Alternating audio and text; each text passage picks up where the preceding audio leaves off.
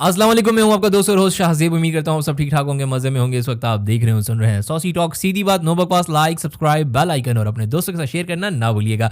आज हम करने वाले हैं एपिसोड 2, सॉल्व द मिस्ट्री। और उम्मीद करता हूं तुम लोगों ने बादाम खाना शुरू किया होगा, क्योंकि जो पिछली बार हम लोगों ने एपिसोड किया था उसमें तुम लोगों का दिमाग काम नहीं कर रहा था और उम्मीद करता हूँ इस बार तुम लोगों का दिमाग काम करेगा। तो शुरू करते हैं बिना इंतजार किए। Let's start. के वॉशरूम में एक लड़की की लाश पड़ी होती है। मॉल का गार्ड पुलिस को फोन करता है और कुछ ही देर में पुलिस वहां पहुंच जाती है। पुलिस तुरंत ही मॉल के अंदर मौजूद 3 सस्पेक्ट को पूछताछ के लिए पकड़ लेती है। पहला आदमी बोलता है, सर मैं तो कपड़े खरीदने के लिए आया था और बस अब वापस जा रहा हूँ, मैंने मर्डर नहीं किया। दूसरी औरत बोलती है, सर मैं तो बच्चे का शर्ट लेने आई थी, मैं तो वॉशरूम भी नहीं गई। तीसरी लड़की बोलती है, सर मैं वॉशरूम गई थी लेकिन मर्डर के बारे में कुछ नहीं पता है। पुलिस तुरंत समझ जाती है कि कौन झूठ बोल रहा है और उसे गिरफ्तार कर लेती है। लेकिन क्या आप समझ पाए लॉजिकल आर्मी? मुझे आपका आंसर कमेंट करके बताइए। अरे रुक, मुझे समझ आ चुकी है। ये जो बी है यही किलर है। और क्यों? मैंने इस बार अच्छे से ध्यान दिया क्योंकि मुझे पता चल रहा है कि केस किस तरह सॉल्व किए जाते हैं। सारी मूवीज़ देख ली है मैंने, मिस्ट्री सॉल्विंग की सारी मूवीज़ देख चुका हूँ, सारी सीरीज़ देख चुका हूँ। तो अब मुझे काफ़ी एक आइडिया हो चुका है, काफ़ी एक्सपीरियंस हो चुका है कि मिस्ट्री किस तरह सॉल्व करनी है। तो इसमें जो है ना, बी किलर है। B is the killer. जो किलर है वो बी है क्योंकि इसका झुमका वहाँ पड़ा है। ये तो इजी था, तुम लोगों के लिए तो मुश्किल था, मेरे लिए काफ़ी इजी हुआ।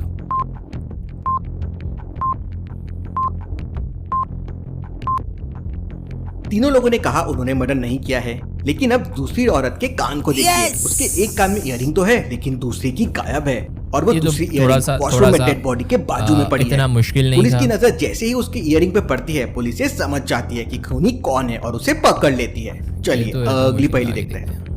राहुल अपनी बहन रेखा के साथ बाजार जा रहा था। तभी राहुल अपनी बहन से बोलता है कि अगर मेरे एक सवाल का सही जवाब दोगी तो मैं तुम्हें चॉकलेट खिलाऊंगा। रेखा जवाब देने के लिए तैयार हो जाती है। देखो सामने 3 बाइक वाले आ रहे हैं, लेकिन कोई भी बाइक चलाकर नहीं आ रहा है। तीनों ही अपनी बाइक को हाथ से धकेल रहे हैं। अब उनमें से एक ऐसा है जिसके बाइक में पेट्रोल नहीं है। क्या तुम बता सकती हो तीनों में कौन है जिसके बाइक में पेट्रोल नहीं है? क्या आप बता सकते हैं रेखा ने उन तीनों में कौन सी बाइक को चुना होगा जिसमें पेट्रोल नहीं है? सोचिए।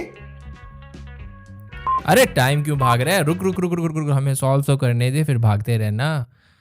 टाइम भाग रहा होता है हमेशा। किस में पेट्रोल नहीं है? लास्ट वाले का तो चलो टायर पंक्चर है, पेट्रोल किस में नहीं है? ना।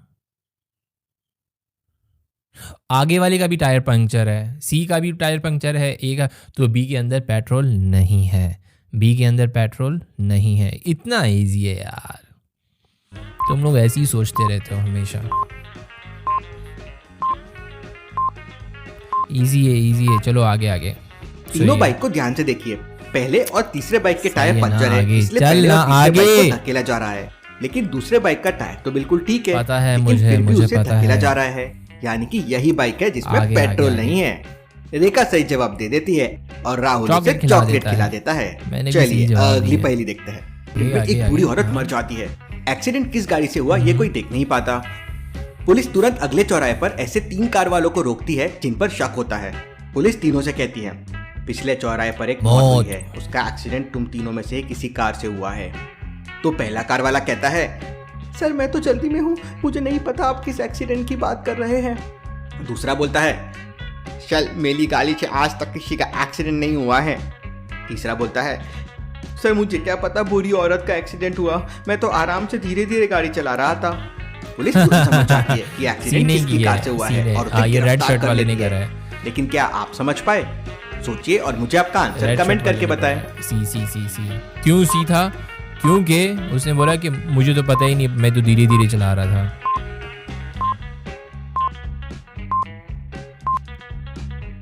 पुलिस ने ये तो नहीं बताया था कि एक्सीडेंट किसका हुआ है, आदमी का, औरत का या बुढ़िया का। लेकिन फिर भी तीसरे आदमी को ये कैसे पता चला कि बूढ़ी उसके औरत बाद का ही पता एक्सीडेंट चल हुआ गया है? था, उसके अलावा भी पता चल पुलिस जाता समझ जाती है और उसे पकड़ लेती है। चलिए अगली पहेली देखते हैं। राकेश का एक ऑनलाइन फ्रेंड बोलता है कि तुम्हारे शहर के चौराहे पर मैं खड़ा हूँ, तुमसे मिलने आया हूँ। इतना कहते ही राकेश के दोस्त का मोबाइल स्विच ऑफ हो जाता है। अब राकेश अपने दोस्त से मिलने के लिए चौराहे पे पहुंच जाता है, लेकिन वहाँ 4 लोग खड़े थे। राकेश अपने ऑनलाइन दोस्त से कभी नहीं मिला है तो उसका फेस नहीं जानता है। तभी वहाँ एक बॉलीवुड का हीरो आ जाता है और वहाँ खड़े सभी लोग उसकी फोटो क्लिक करने लगते हैं। लेकिन राकेश तो अपने दोस्त को ढूंढने में परेशान रहता है। क्या आप बता सकते हैं इन खड़े लोगों में कौन सा राकेश का दोस्त हो सकता है? सोचिए। थर्ड वन भी बॉलीवुड हीरो की फोटो क्लिक कर रहे हैं, लेकिन एक आदमी चुपचाप खड़ा है, यानी कि यही बच्चों राकेश का दोस्त होगा। राकेश भी ये समझ जाता है, आगे मिल लेता है। चलिए अगली पहेली देखते हैं। अस्पताल में बहुत भीड़ थी। डॉक्टर मिश्रा एक एक करके सभी मरीजों को देख रहे थे। तभी डॉक्टर अपने कंपाउंडर को बुलाते हैं और बोलते हैं, किसी ब्लाइंड मरीज का चश्मा यहाँ छूट गया है, बाहर जाके देखो ये किसका है। कंपाउंडर चश्मा लेके बाहर निकलता है तो देखता है कि वहाँ 4 लोग मौजूद है। क्या आप कंपाउंडर की हेल्प कर सकते हैं? पता चल गया ना सबको, काला चश्मा किसका हो सकता है? सोचिए लॉजिकल आर्मी। 4 बाल से खींच भी नहीं सकता, खराब हो जाएंगे, इतना मुश्किल से बनाने पड़ते हैं। ये सबसे पहले ये बुरा आदमी है जो कि अखबार पढ़ रहा है, फोन में कुछ देख रहा है। नहीं बकवास। और तीसरी एक औरत है, वो भी अपने बहुत मोबाइल में बकवास कुछ लॉजिक देख रही है। है। मतलब ये भी नहीं हो सकती। बेकार लॉजिक। मतलब चौथा वाला लड़का जो हाथ में स्टिक लेकर चुपचाप बैठा है, वही मुश्किल होने वाला है, पर ये मुश्किल नहीं है भाई। कंपाउंडर उसे चश्मा दे देता है। चलिए अगली पहेली देखते हैं। एक पुलिस स्टेशन में सारे पुलिस अपना काम कर रहे होते हैं। तभी वहाँ एक इंस्पेक्टर को खबर लगती है कि सिपाही के कपड़े पहनकर एक क्रिमिनल पुलिस स्टेशन में काम कर रहा है और यहाँ का सारा डेटा लीक कर रहा है। पुलिस स्टेशन में 4 सिपाही ऐसे थे जो नए भर्ती हुए थे।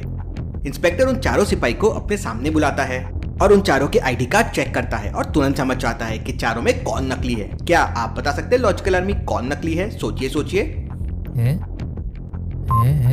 कौन नकली है भाई? हाँ, मुझे पता चल गया। तुम लोगों को पता चल रहा है क्या? तुम लोगों को पता नहीं चलेगा। तुम लोगों को पता नहीं चलेगा, दिमाग ही नहीं है। दिमाग होता तो पता चलता ना। कौन सा नकली है तुम बताओ। पर वैसे इनका लॉजिक फिर बेकार है, बहुत बेकार लॉजिक है इनका, क्योंकि भले आप पुलिस हो या चोर हो, जो भी हो, आपको पता चल जाता है कि मुझे ये चीज़ कैसे रखनी है। ये चीज़ से मतलब जो इनकी बंदूकें देखो सबकी बैक साइड पे हैं और एक ने फ्रंट पे पहन रखी है। लाइक सीरियसली ऐसे लॉजिक हो सकते हैं क्या? वो पूरा डेटा लीक कर रहा है, वो सिलेक्ट होकर आया पड़ा है, मतलब वो पूरा डेटा लीक कर रहा है और वो साथ में इतना प्रोफेशनल तरीके से काम कर रहा है, तो वो ये पागल है जो इस तरह पहनेगा। बेकार। उन चारों सिपाही को ध्यान से देखिए। उनमें से 3 सिपाही ऐसे हैं जिन्होंने अपने बंदूक को पीछे की तरफ टांगा हुआ है, लेकिन एक सिपाही ने बंदूक को सामने कंधे पर टांगा हुआ है। इंस्पेक्टर ये देखते ही समझ जाता है कि वही नकली सिपाही है, क्योंकि एक प्रोफेशनल सिपाही बंदूक को हमेशा कंधे पर पीछे ही टांग कर रखते हैं। बहुत बोरिंग हो रहा है। सिपाही को गिरफ्तार कर लेता है। ज्यादा बोरिंग हो रहा है। कॉलोनी में रात पे कोई सड़क पर खराब दूध फेंक देता है। जहाँ दूध पड़ा हुआ था वहाँ आजू बाजू में 3 घर थे। सुपरवाइजर तीनों घरों में जाके पूछताछ करता है। पहले घर का मालिक कहता है, हमारे घर पर तो कल रात दूध खत्म हो गया था, आज का दूध तो आने का है।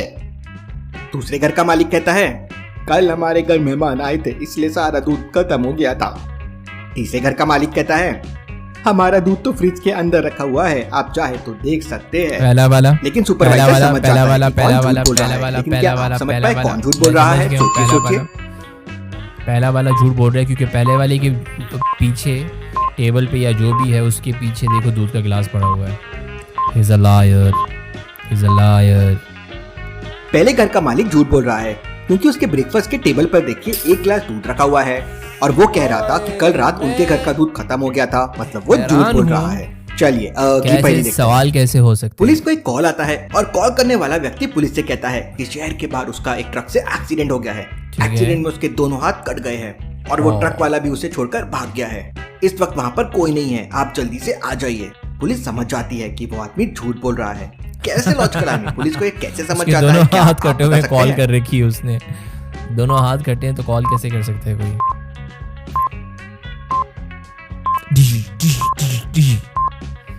वो आदमी कह रहा था कि एक्सीडेंट में उसके दोनों हाथ कट गए हैं और वहाँ पर उसकी मदद करने के लिए कोई नहीं है, तो फिर वो कॉल कैसे कर सकता है? उसके तो दोनों हाथ कैसे कर सकता है? कॉल कैसे कर सकता है? अगली पहेली देखते हैं। क्या हो गया यार, पूरी वीडियो खराब हो गई है।